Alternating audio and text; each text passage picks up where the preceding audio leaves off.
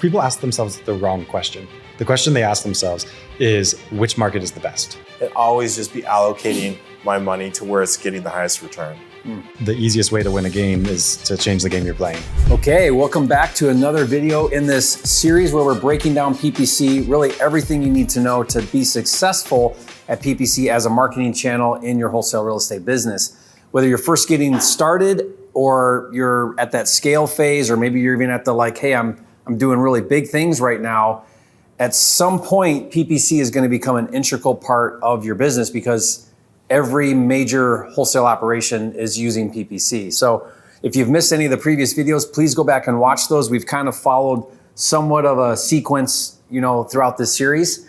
This one, we're going to really dive in. Thank you, Rob and Brandon, for being here. We're going to really dive into strategy around your PPC campaigns. And I think Brandon wants to talk maybe a little bit about budgets and maybe location, a lot of what market, what location, maybe timing around when you do your spends and just the overall strategy. And this is really important whether you have an agency or you're doing it yourself or whatever, because you have to communicate this and get clear on this, correct? Yeah, absolutely. The way it works with most agencies is they'll just ask you, where do you want your ads to be targeted? What do you want your budget to be? Yeah. What kind of schedule do you want on them? And the level at which you understand how to answer those questions can determine the success of the campaign. Because the way that most agencies view it is you give them parameters to work within. I'm willing to buy houses in these areas and at these times, et cetera. And their job is to optimize everything as much as possible within the parameters. One thing that we've been really successful with at Bateman Collective is working with our clients on what those parameters should be. Coaching them on that yes. way, yeah. Because you don't want to be set up to fail. Hey, here's what I want, and you're well, that ain't gonna work. But okay, it's your money. No one wins with that. Yeah, nobody wins with that. And while I do believe it's fair for there to be a lot of focus on how do you optimize within those parameters, sometimes the easiest way to win a game is to change the game you're playing, right? To one that you're more likely to win. Yeah. And I think thinking about it that way is a good way to be successful. I mean, that's very much how you approach disposition too. Yeah, 100%. When we have companies that come in that I'm consulting with, back when I first started InvestorLift, I would sell the software, but then I'd also say, hey, I'm going to consult with you to try to get you to 7 figures a month. And the first thing I'd always do on every company is I'd ask them, which markets are you in? Because a lot of times you can take the exact same monthly investment or marketing, you can take the exact same team, the exact same processes, and just change one thing, change the markets. And just changing that one thing can oftentimes double or triple the profitability of a company. We've done that so many times where a business is stuck at 100 grand a month or whatever, and all we do is just change the markets, and 2-3 months later, they're doing $300,000 to $400,000 a month. So it's really critical. You got to get this down. You got to understand. And people then, they always want a list of the markets. Here, what's the list of the markets? That's not the right way to think about it. How do you think about it? I think there's a few layers to it, right? Yeah. There's 2 models I'm fond of. Okay, let's call it 3 models. Because people have success in different levels and in different ways, right? And it's a changing environment. It's a changing environment. And for me to just say this works for Robert, so I'm going to do that, doesn't mean it'll work for me. So that's something I take a lot of pride in is understanding when things fail or succeed, not just if they did, but why they did. Yeah. And then you can deconstruct it and you can understand how to make it even better. So there's a few business models I'm fond of. One thing I'm sure a lot of people listening to this do already is they're just in one market, right? They just do which I think is a huge mistake. Their backyard typically, right? Yeah. And here's to show you how polarizing this is. I heard somebody say just the other day, every top wholesaler in the United States is basically nationwide. And I've heard someone else just a few weeks earlier say the exact same thing about one market, saying you can't be nationwide. Everybody's got these different opinions. You're polarizing. When people say nationwide, there's this common misconception that people think that you're targeting the entire United States. No. And this is, I think we were partly responsible for this. When me and Nick and some of these guys started doing really big numbers, we would call ourselves nationwide wholesalers.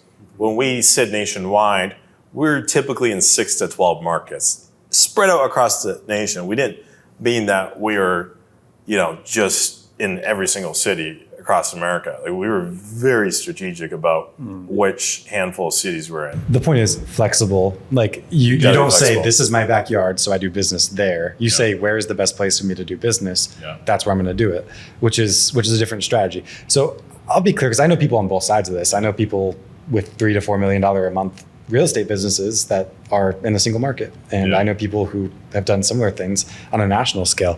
I think there's two ways to grow a business. Number one is one marketing channel, many markets. That's kind of what you advocate for, because that's what you have personal experience with and has worked well for you. Yeah. Do Google ads, be in a lot of markets, or you could be in a lot of marketing channels in one market. Agreed. There just two different ways to attack it. And some companies will get into many marketing channels in many markets, but That's tougher. it's tougher, and it's not something that you need to figure out to get to the revenue numbers that most people are trying to get to. It's something that you have to figure out to get far beyond that. How do you make that choice? I mean, is that just a preference? A lot of people just like their backyard. They understand it. They know it. They can comp really easy. You know what I mean? Like they know that side of the street's better than that side of the street. They got boots on the ground. Like there's all the leverage of a backyard market. Now it limits you in some ways for like scalability, but it tends, I mean, one thing certain is that real estate is territorial. It is market specific. Yeah. Right? Like this market's different than that market, and that market's different. And for the most part, a team, maybe not for wholesale real estate, but for the most part, you know, you set up some kind of like team in a local area. And then if you go over here, it's a different team for that area. You know, so what's the pros and cons of that? I mean, this is a question, this is a debate, or not a debate, but a conversation that Rob and I have all the time. I have it a lot with people, like, do you go virtual or do you stick to what you know and trust? And it's also beyond just one market versus multiple markets. The other thing is like, are we doing appointments or not doing appointments? Are we phone or appointment? Are we that's the other part of it. face-to-face sales? Some people just want to do that. Like I had a conversation with a guy that raised $60 million for his house buying company. And I'm like, which markets are you in? He just listed a couple. And I'm like, why aren't you in more markets? This is insanity. He's like, well, we're just really good at belly-to-belly sales. Yeah. And I mean, okay, that's fine. So some people really love that. It's different models. Yeah. Other people are like, hey, you know what I love more? I love the flexibility of being able to spin in and out of markets. If one market sucks, I want to be able to pop into another one, replace them, cycle them in and out. But you got to realize then you're a phone sales company. You're not a belly-to-belly sales company. Yeah, or you're a really complicated belly-to-belly sales company. Some guys have tried that. And you know what? Doesn't work out very well. Yeah, and what I kind of generally understand is it's fair to expect that you could have some advantages being belly-to-belly. Yeah. You might be able to close slightly better. Exit strategies, you probably have more available. Yeah. So I get that. But if you're virtual, especially with channels like PPC, you can bring your lead costs significantly lower. And that can compensate for some of those other challenges that you could run into. The one model I don't like is virtual in one market. I don't know why anybody does that. If you're going to be virtual anyways, you might as well have the flexibility of being in multiple markets. But our clients kind of fall into two categories. There's the person who pays like a high cost per lead.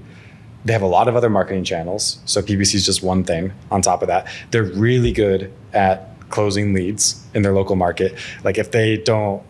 I know you know Cody Hoffine well. Mm-hmm. Great example of someone like this. If on his team, if you were to call in, you're a PPC lead, and if you don't answer the phone when they call you, they would literally knock on your door to try to lock up your property. They're because they can do that. Yeah, because they're an appointment company, right? They're very it's territories. Yes, a lot of my Joe Homebuyer partners, all of them, they're in their territory, and the model is to go on appointment, and they believe strongly, and I get it, like.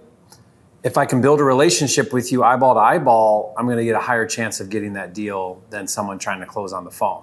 Yeah. I guess if you can get there soon enough. Fair enough. Yeah. And I think a lot of companies also have like both options available, so you can lock it up on the phone or in person. But I guess Cody's game is like awesome exit strategies, a lot of variety of options there. Belly-to-belly sales, close a really high percentage of your leads. You pay a high cost per lead, but you get really good at monetizing them really well. And then you have to stack a bunch of marketing channels together to get the revenue that you want. Versus more the channel that... I'm McDonald's. I'm doing one thing really simply because I just want to take over everything. But a lot of people, they would say like focus is one market, not one marketing channel or one exit strategy. Whereas you would argue that like be diversified on market, focused on strategy. One channel. The reason being is I think this game is all about building competitive advantage. And if you spread yourself across too many marketing channels, you only have every time you spend $1 on marketing, you're gaining two things. Number one, you're gaining a return on investment, hopefully. But number two, you're also gaining data and information that will then help you spend smarter the next time. So if you're spreading that, so every time you're running tests on any marketing channel, you're getting a little bit better on that marketing channel. But I would rather like put that all on one and just build a competitive advantage on that one way faster, way stronger. And I also like to, like I said, I know like the dollar per hour, down to the dollar of each of my sales guys, what they sell per hour. Like everything is so dialed in. And if they fall below their like median threshold dollar per hour of what they sell, I can look at like 6 numbers and know exactly why it is in 30 seconds. Like that's the level of granularity I like to have in my businesses where everything is super data driven. Because to be honest, I'm a nerd, right? I like to be super data driven and always know why. Why is something going up? Why is something going down? But there's another whole school of guys that are like the hustlers. The hustlers where it's all about just like, hey, we're gonna show up and grind. We're gonna show up and grind. Okay, if we didn't have results this month, it's because we didn't show up and grind.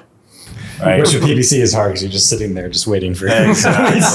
to come to you. I don't like that. That makes me feel uncomfortable.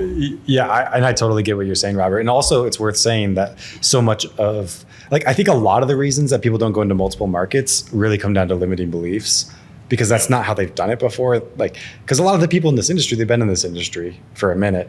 And before tools like InvestorLift and before things like COVID that made phone sales a lot more normal in this industry, it's not like it was impossible to do virtual as a business, but it wasn't normalized, and it definitely was the unusual thing to do.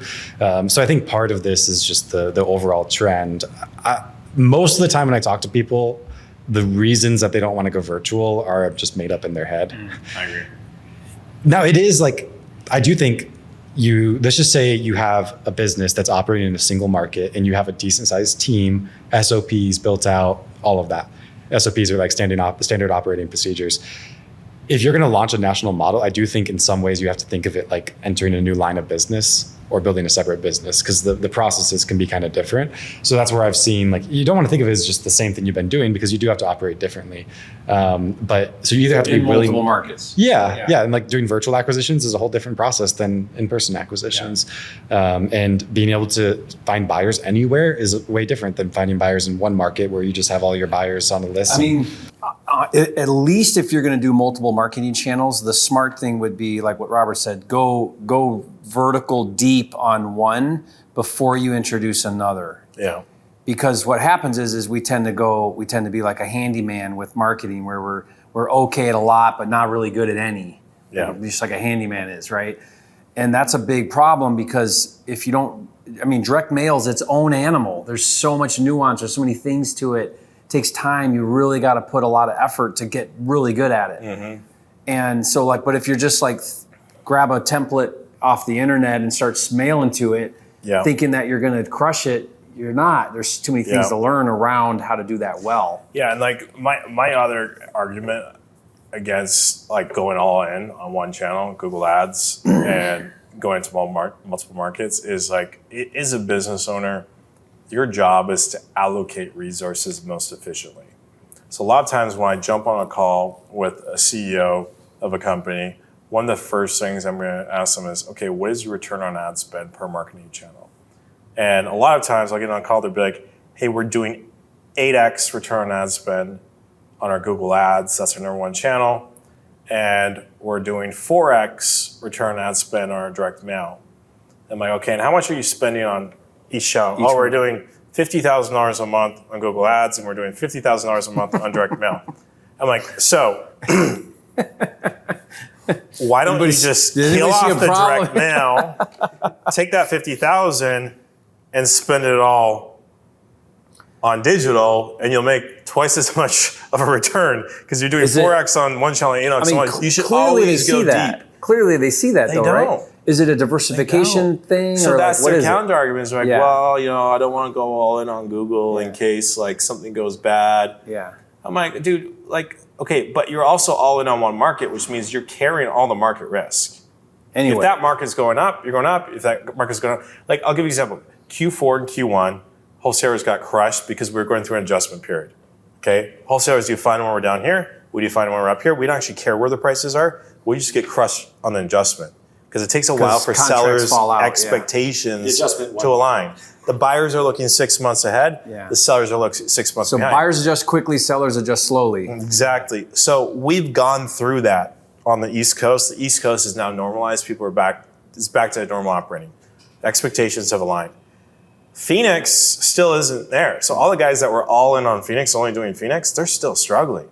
They're really hurting. Because sellers are still stuck on yesterday's prices. And they in that market, but even if the retail prices didn't change that much, buyers are now buying at 65%. Yeah, they want to go back to the of fundamentals. 90. Yeah. So the Phoenix, guys, you could sell it like 100% of ARV before. Yeah. So like the guys that went all in on one market made the decision to carry all that market risk. They might have diversified their risk on marketing channels by having multiple marketing channels, but they carried all of that market risk, therefore they're still hurting. I would really rather spread my risk on markets and be able to get in and out of markets like I'm getting in and out of stocks, and always just be allocating my money to where it's getting the highest return. Yep. Interesting perspective, yeah. And it's becoming more popular, but still fairly unique in the space. And we have clients in both. For people watching that are working a backyard market, you also see success with that as well. We do. It's just you have to know the model. The model is you have to be the best in that market at monetizing those leads. So when you're competing, and this all goes back to the bid theory, right?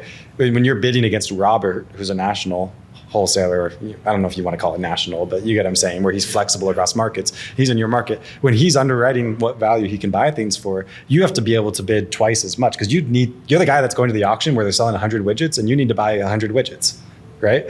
So that means that you got to be able to pay more money than him, which means that you have to have a really solid monetization strategy. You have to have all the right exit strategies, options to help every seller. You have to do novations and MLS and flips. And that makes sense. The guys that go just like look at Tiffany High, for example. She really loved Tiffany High. She has great operational training. But if you look at people that run operations, she has to teach all the different exit strategies because you have to. They have like 17 marketing channels, and they've got every exit strategy you've ever heard of because they're one market, build it high. That's right. And that's me too. I'm with my partners. It's like, hey, you better be able to do low cash. You better be able to do creative. You better be able to do novation, and maybe even list it for sale for them with a real estate license. And we got to be able to maximize every single lead because we're in a territory and this is our playground. Mm-hmm. So we better dominate the playground. Yep. And that's a model, and I'm cool with that. I'm cool with the other model. I'm just not cool with virtual in one market. It just doesn't make any sense. Okay. There's a lot of people doing that because the people ask themselves the wrong question. The question they ask themselves is, which market is the best? And then they'll go choose it. The way that this actually works is the more markets you're in with PPC, the cheaper the cost per lead will be. Because you need a certain amount of volume. Mm-hmm. The most common problem that I see with people is they want to get 100 leads per month, but they're only getting 30. Mm-hmm. It's the volume. And I always tell them there's a simple solution to that. You just need to have more markets. Now, let me ask you this. What about the market nuance of just understanding the market? That's easily overcome. Would you agree? Meaning like how to comp a property, how to understand school districts, and people fail with it still, but like it matters more in this ways. Though. Well, on both, but like. But that to me, that's just an education you have to go through. Yeah, there's an onboarding period for each market. Like it's going to take you 3 to 6 months to really understand that market before it's really flowing. That's why you can't just pop in and out. Like that's why I don't believe in having like 100 markets. Because you should know the markets you're in. You should start building relationships with the buyers. You should understand that this street is great, but if you go one street over, no one buys there. Yeah, you got to learn all that nuance of a market. But I call that just investing in your market, becoming a market expert. And that intimidates a lot of people doing virtual because they're like, man, I don't know anything about Richmond, Virginia. Yeah. Right? So I got to learn Richmond, Virginia. Well, yeah, but you can get through that learning curve in a few months, and then if you're looking at enough stuff, you're going to learn it very quickly. Pro tip, one of the ways to learn a market really quick, you can get a crime heat map. Just look at the crime heat maps. They'll tell you exactly where you should buy and where you shouldn't buy. That's funny. Just stay So away you from the buy high there crime. or do you not buy there? Stay the hell away from the high crime areas. But I think where people get tripped up is they just assume if I want to invest in these other markets, I have to be equally good in those markets as I am in my home market. Yeah. But you have to picture, like, if my business had twice as many leads than I do today with the same amount of marketing budget, if once in a while I trip and I fall on my face because I didn't understand that side of that street isn't quite as good as on the other side of that street or whatever the case is, are those mistakes going to add up to more or less than 50% of my revenue? Yeah. It's something that you have to think about.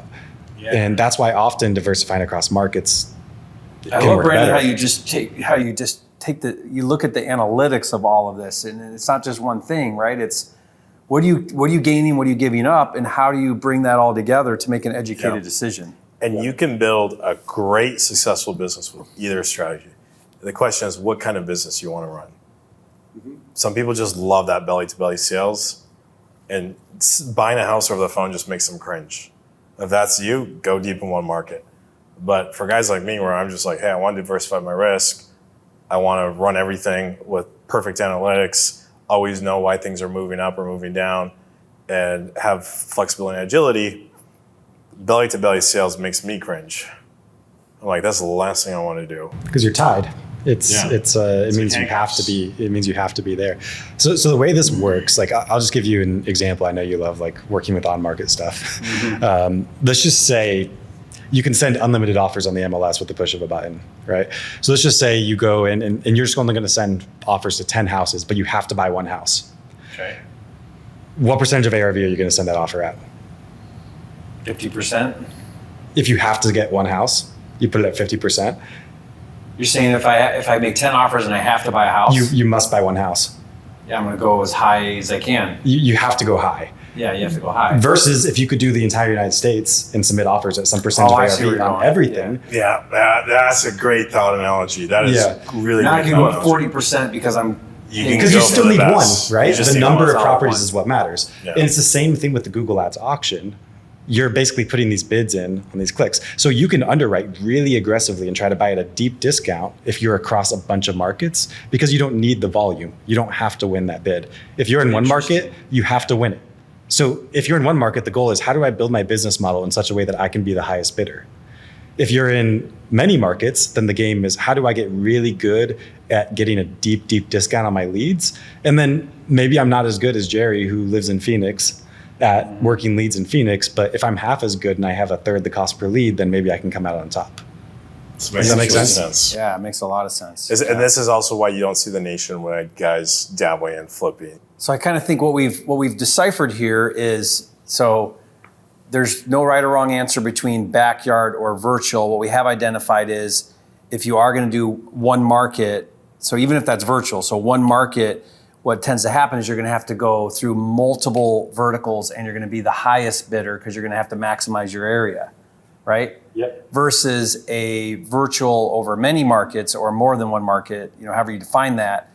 Now you can spread out through that while still at the same spend or maybe even lower because now you're going over a bigger territory or bigger demographic. That's exactly right. And some people think that more markets means you need more budget, but it's not true. Yeah. That's not at all how it works. Yeah. So at least if anything, what we've done is we've given you some things to think about where you can now more logically kind of make decisions around what you're doing.